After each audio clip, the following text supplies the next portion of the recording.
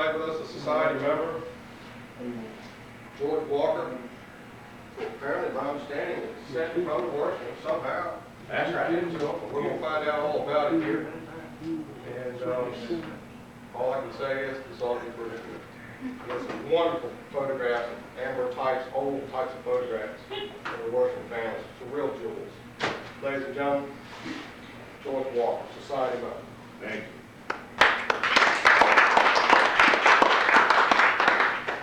Punctuality is one of my few virtues.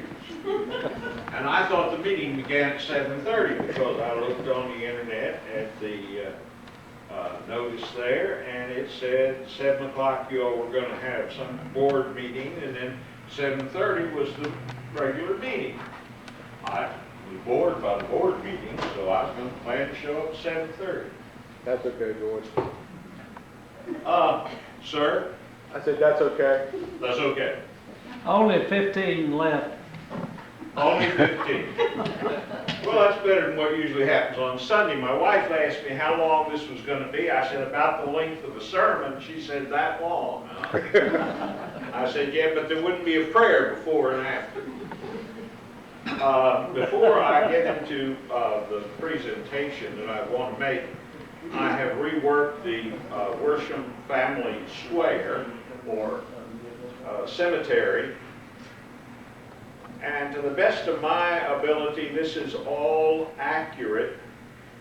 The only question is Elizabeth B. Branch, and I've chosen to go with my original research rather than someone else's. I doubt if anybody here cares, but yesterday I went into Richmond and got a photocopy from the Historical Society of the map drawn by Branch Jones Worsham, your choice, and listing who's buried there, and what I've done is identify them. And I understand there is a group working on cemeteries in Prince Edward, and so I was going to give this original to whoever that should go to, Bob. Right there with the blue sweater on. Edwina. There's the copy and identification. I did make some copies of this in case anybody wanted a copy. They're free, $20 a piece.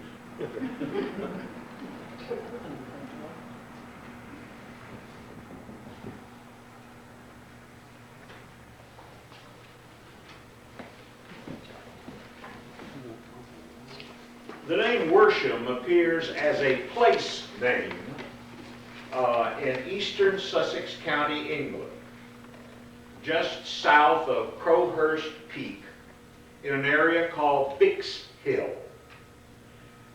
A charter entered into in 772 appears in a Canterbury register compiled about 1300, which describes a farm as being a part of an area of land covering between 480 and 960 acres approximately. And that was known as Worsham. There's no record that any Worshams remained there after 1479. However, according to John Speed's Tudor Atlas, published in 1611, 1612, does show that the village, or the farm, or whatever it was still there.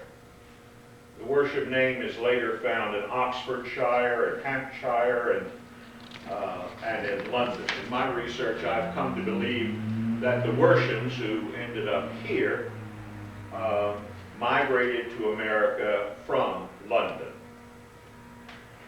A William Worsham came to Virginia before 1640, along with George, who is presumed to have been his younger brother. On November 2nd, 1640, William purchased from Seth Ward 200 acres of land in Henrico County, where Old Town Creek flows into the Appomattox River. an area that would now be known as Colonial Heights. A place I used to creep through as I was going to college because it was well known in the state as being a speed trap. Where else could you go on US 1 and suddenly come across a 25-mile-an-hour speed zone?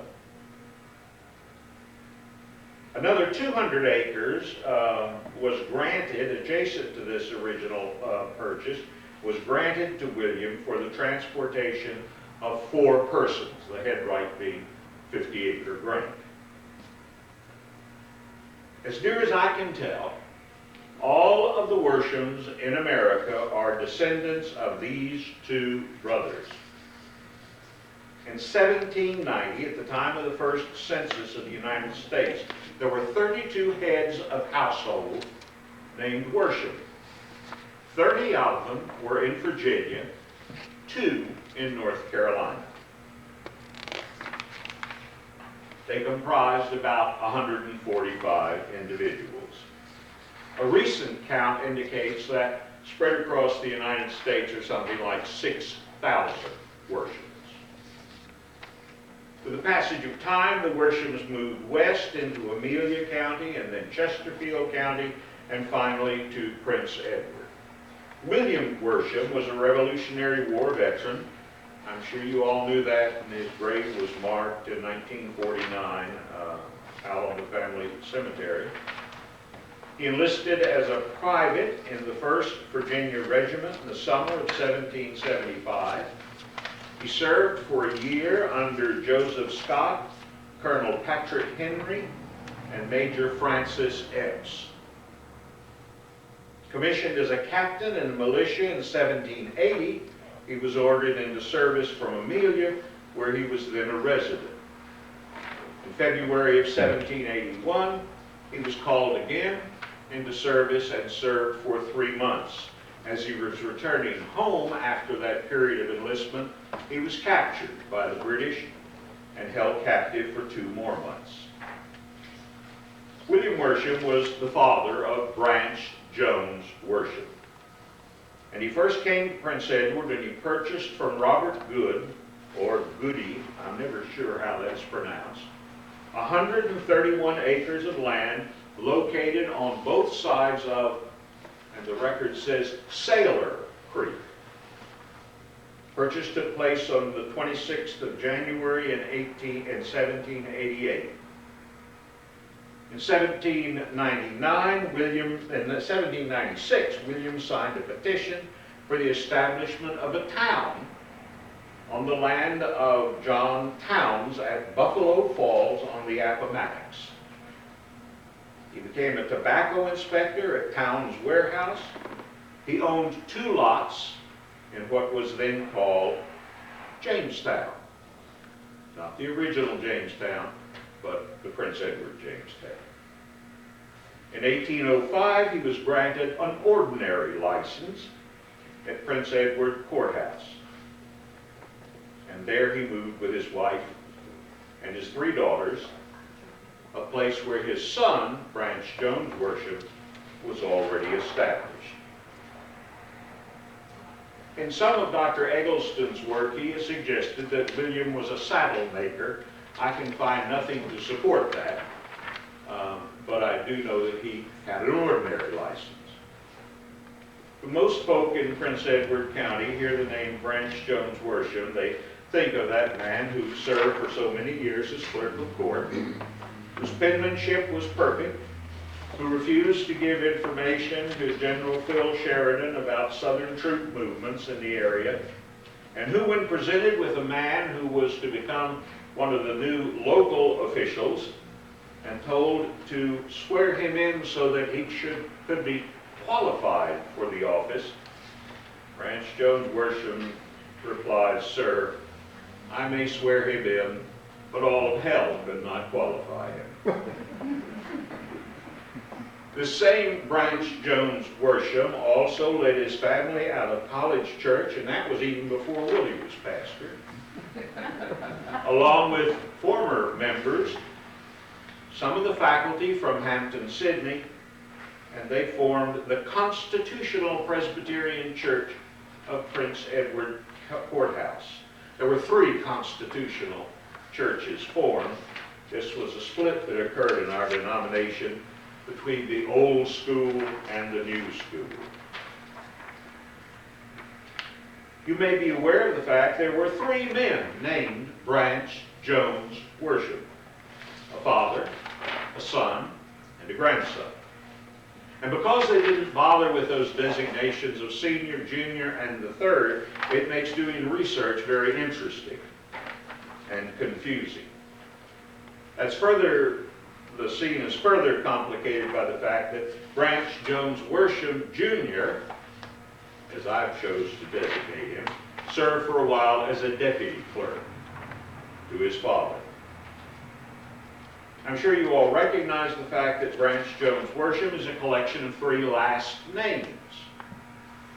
Branch Jones Worsham Sr., born 18 of December 1788, received the name Branch from his grandmother, as that was her maiden name. The name Jones came from his mother, Peggy, or Margaret Jones, the daughter of Robert Jones and Sarah Mayo. Branch Jones Worsham Sr. was their only child, their only male child. From 1802 until the 26th of May in 1896, when he was removed from office by the occupying troops during the Reconstruction, Branch Jones Worsham served the people of Prince Edward County faithfully and with diligence in various capacities of county government. As you all know, when the federal authorities moved the courthouse from Farmville from Prince Edward Courthouse, the courthouse was renamed then in his honor for his service to the county. On the 8th of March in 1815, Branch Jones Worsham Sr. married Susanna Roche Michaud Booker, and to them 10 children were born. It was before TV. The first male child only survived 4 days. The second son lived about a month. The third son, who was born on the 5th of August in 1833, lived 80 years.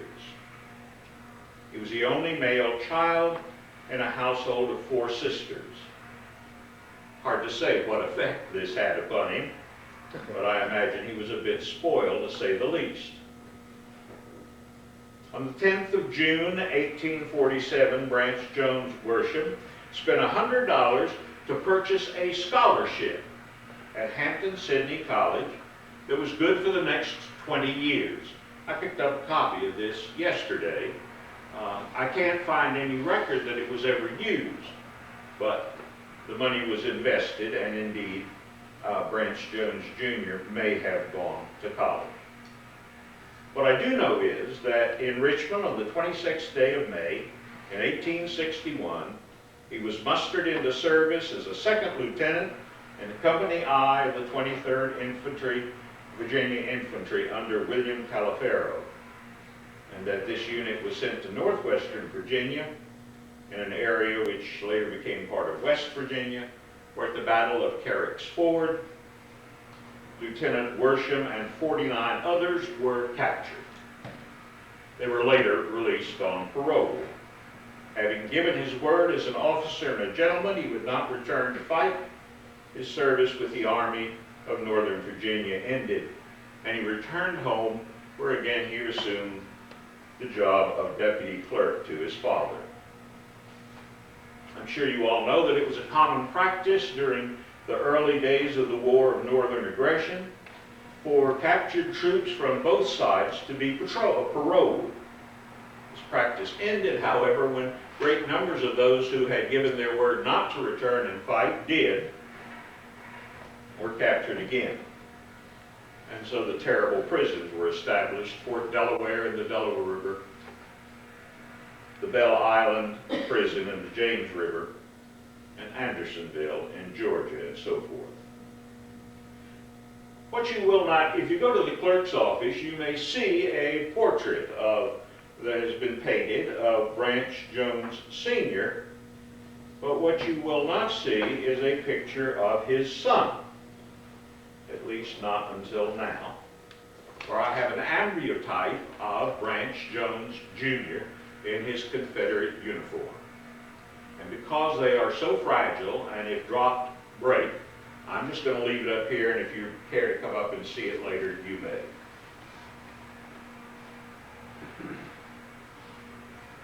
I have two more pictures from this same era. One, I feel certain, is that of his mother. She looks to be about the right age, and he probably took this with him when he went off in the Civil War. The other picture, and this is where I think the story really gets interesting,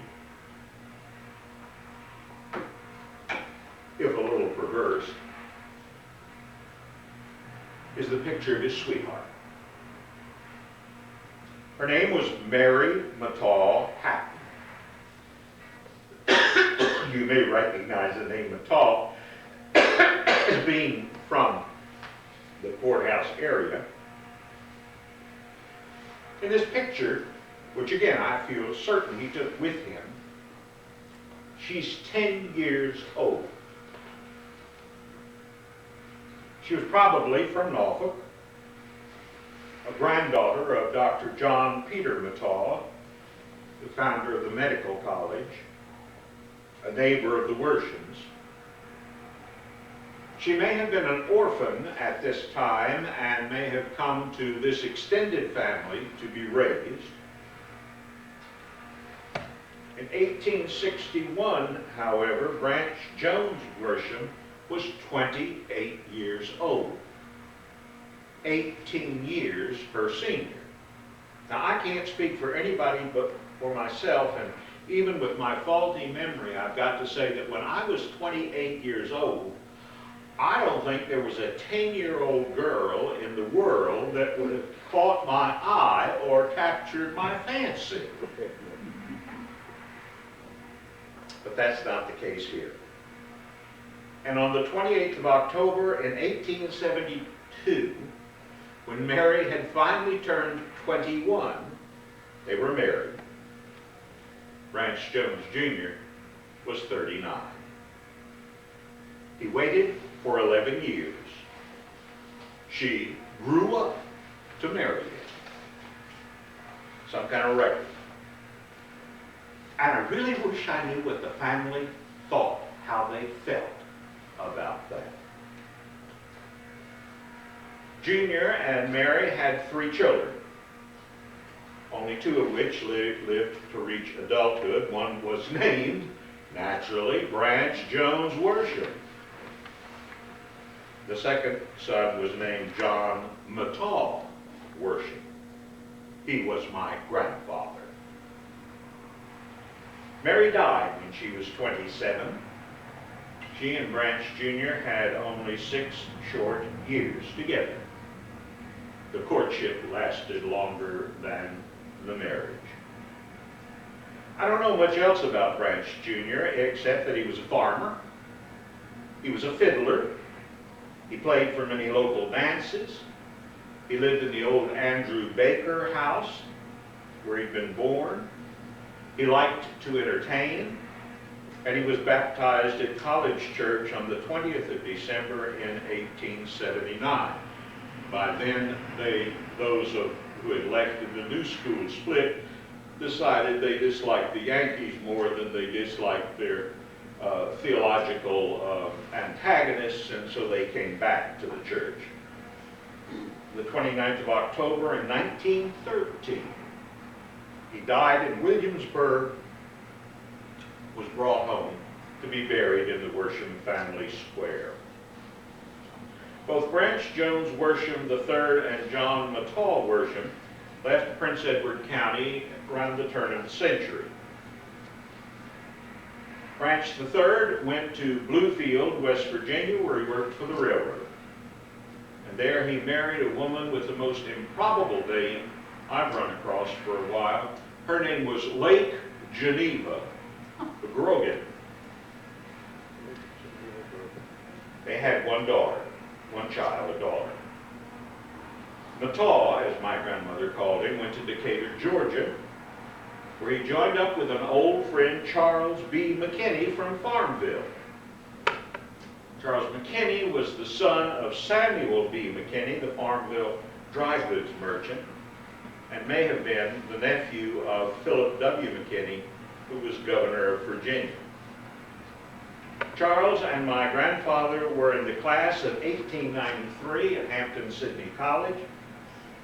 Charles left this area upon graduation to teach school in Bainbridge, Georgia. There he met my great aunt, Annie Fleming McGill. In August, they were married. Soon after, they moved to Decatur, Georgia, where he became superintendent of schools. Annie died from childbirth in the fall of 1896. According to the census of 1900, both Mataw and Charles were living in a Decatur boarding house. Mataw had become a court stenographer. I guess it runs in the family. We can't stay out of the courthouse. Charles was an educator, and apparently also reading law, for later he was admitted to the bar, and that became his profession. My great-uncle, Daniel McGill, an Atlanta lawyer, introduced Mataw to his baby sister, Lillian, who at 25 was getting a little long in the tooth, but was well educated, having attended Agnes Scott Institute. Lillian possessed charm, but most of all, money, if not great beauty. And Mataw was keenly interested in money. And so they were married on the 3rd of September in 1903. They had only one child, a daughter, my mother, who was born on the 31st of December 1904. It was not what you call a happy marriage. Mataw enjoyed cigars, whiskey, gambling, and the company of ladies of the evening. Really kind of suited my grandmother all right, because he was gone a lot of the time. But now you know why there were no more Branch Jones Worshams. Each son had but one child, a girl. In 2002, I traveled for a while in Jordan, and I learned over there that when a child is born and named, if it's a boy child, his name, well, you know, Osama bin Laden, Osama, son of Laden. And if he marries and has a child, then he becomes the father of Muhammad.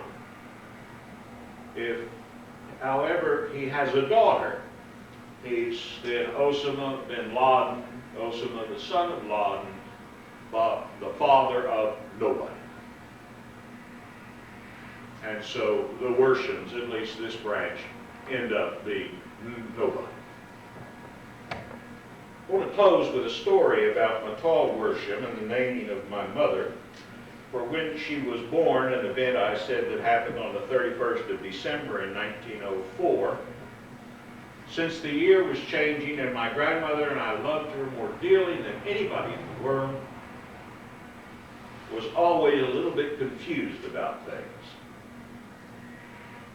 She told my mother that she'd been born in 1905, that she was a New Year's baby, and in later years when she was asked why in the world she told her she was born on New Year's, she replied that, well, she hadn't seen my mother until the next day, and so for her that was the day she was born. My grandmother often made up that kind of thing.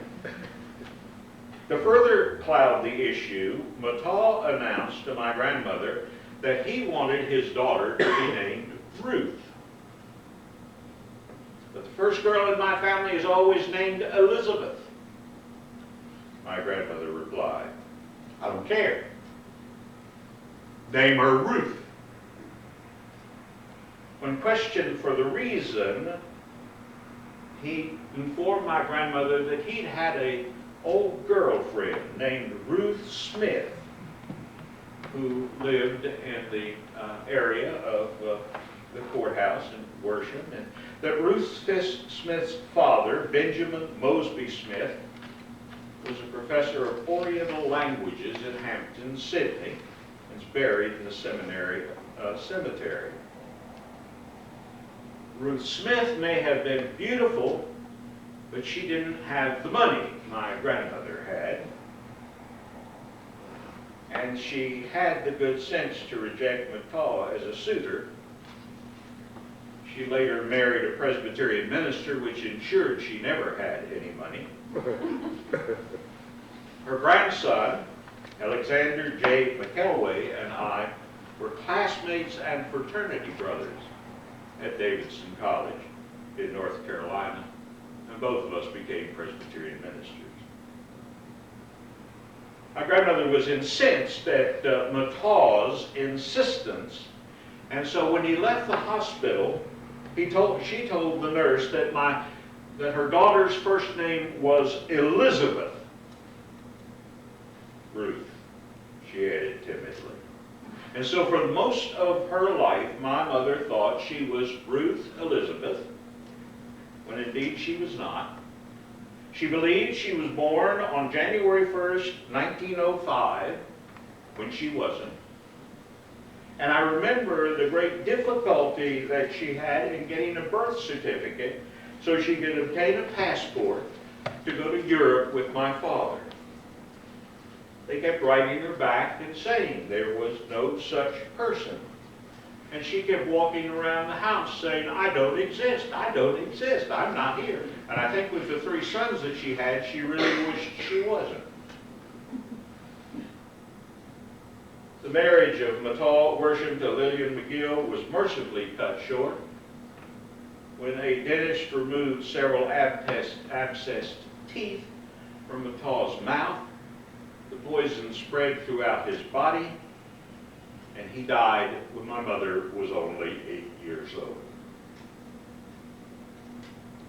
So much for the Worsham men and their women, and now you know a great deal more than you ever wanted to know about the Worshams of Prince Edward County. If there are questions and I have answers, I'll try to give them. Where is your cemetery? Where is the cemetery? The cemetery, as you cross Tanyard Creek, going south on 15, there's a little creek. I believe that's called Tanyard Creek. As you cross that creek, the right-hand side is a trailer park. Just this side of the trailer park, at the end of the second trailer in, is the cemetery. Only one grave's been marked, Williams, and that was marked in 49 by Dr. Eggleston and the ladies, the Daughters of the American Revolution. Branch Jones Jr.'s never been marked, even though he's a Confederate veteran. The map shows at least where all of the graves are within that square, and who's buried in which grave up to when the map was drawn in 1866.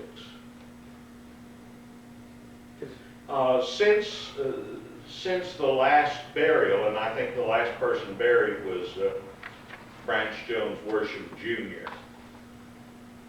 2 dogs have been buried there, Shep and I can't remember the name of the other one.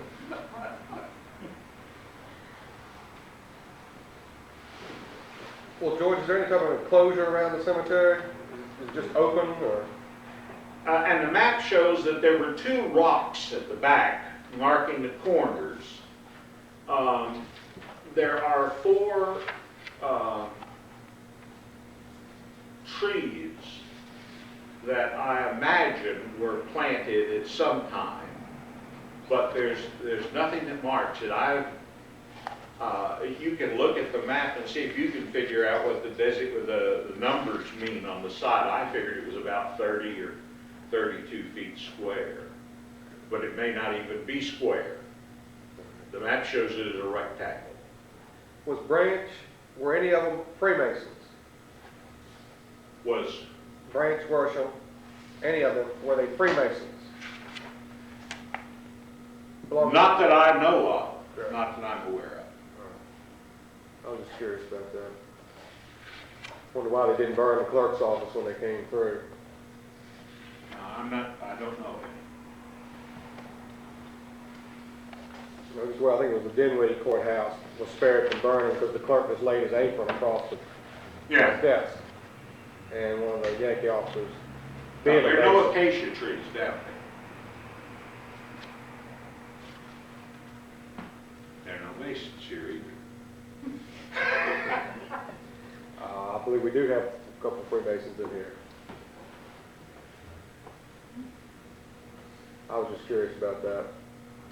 If he was disrespectful to sheriff and saying he didn't know where Briar Creek was and all that, and was marched down there to see it, I just figured maybe they would have burnt the courthouse or clerk's office just for the heck of it, but apparently not. And I was just wondering maybe No, Masons prevented it.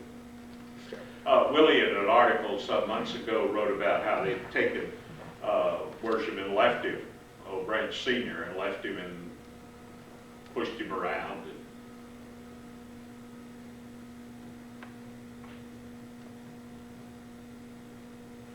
Well, what about Clover Hill? Wasn't that supposed to be a home that they lived in? What Donald Turman owns now? I have not taken the time. I keep promising myself that I will, to go to the county records. They owned so many different pieces of land and traded land so often. And not only in this county, but in Amelia and in Chesterfield, and even back in Enrico and Charles City.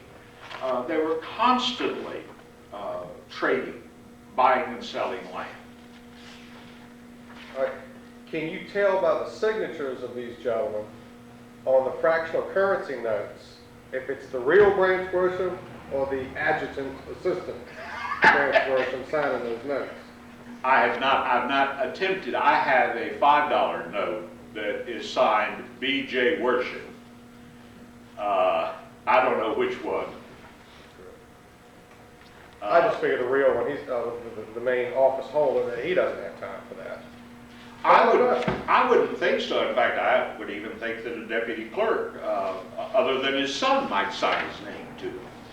That's my understanding on the Confederate notes. Those signatures for like the Secretary of the Treasury of the Confederate, that's not his signature. It's just under. Because that's all he would be doing, is signing notes. The Confederate money, as I understand it, was issued in Richmond. Somebody signed the treasurer's name to it. It was delivered then to the county, and the county clerk then signed it before it went into circulation. Correct. And so I don't know who signed for the county clerk. The B.J. Worsham signature looks like a signature, rather than somebody copying a signature. But it's so confusing with 3 Branch Jones Worshams and 2 of them being in the courthouse to figure out who signed what, since they made no designation themselves. The cemetery, does anybody keep it up? Or is it? People that own the trailer park, I guess it's who buried the dogs there. Where was the Worsham home? There were several Worsham homes. Branch Jones had a farm, which if you go out toward Buffalo Creek from a courthouse on the road out there, it was on the right-hand side, most of the maps show. But I don't know if the road that's there now is the road that was there then, or is the road that moved. There's a house on the left-hand side just before Buffalo Creek with an English basement that looks like the same, would be the right era. He had a farm out there. He owned the house, well, let's see, Joe Irvin owned the house that burned. At one point, Worsham's had that. And there again, I've not gone to the county records and tried to figure all that out. Well, the B.M. Smith you mentioned, B.M. Smith, the doctor, B.M. Smith, he lived on 658, which is just before the Buffalo Creek on top of the hill. And there was an old home site that Hammond Sidney boys burned down in the 60s, having parties. When Sheridan came through in Hassel Branch Senior, I think he lived next door to James Potts Smith. And one of those two homes, Richard, wasn't one of those Kenderton?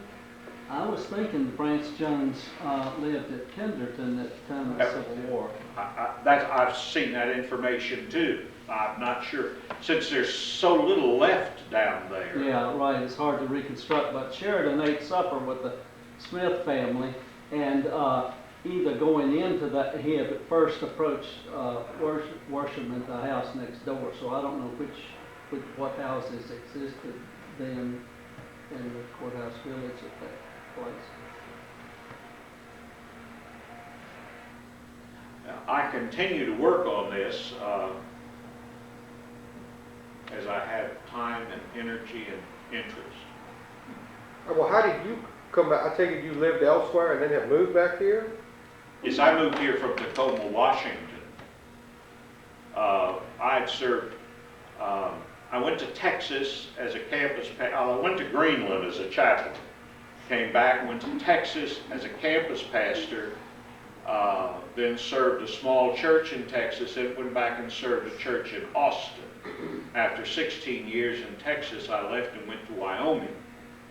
Served a church there for 13 years and went to Washington State, to Tacoma, and was there 8 years. And I'll tell you one thing, living in the midst of all those